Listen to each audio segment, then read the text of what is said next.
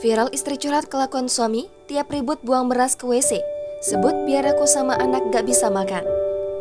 Dilansir dari tribuntrans.com, sudah jadi kewajiban suami untuk senantiasa membahagiakan istri dan anak.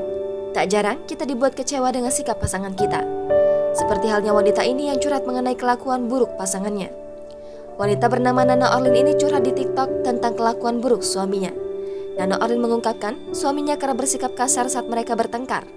Bahkan suaminya itu melakukan hal tak terduga saat mereka bertengkar. Sang suami tiba-tiba membuang beras ke lubang WC. Hal itu dia lakukan agar istri dan anaknya tak bisa makan. Tak sampai di situ saja, suaminya tersebut juga merusak baby walker anaknya agar tak bisa digunakan lagi. Kasian ya dek ya, rodanya kena pecahin ya. Meskipun remuk hati melihat sikap suaminya, wanita ini hanya bisa pasrah. Dia pun berjanji kepada anaknya untuk membelikan baby walker yang baru jika dia sudah mendapat pekerjaan nanti. Sementara itu, video tersebut mengundang berbagai macam reaksi dari netizen.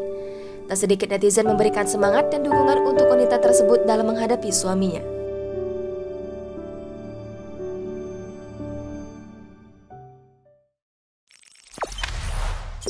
Jangan lupa subscribe, share, komen, dan like ya.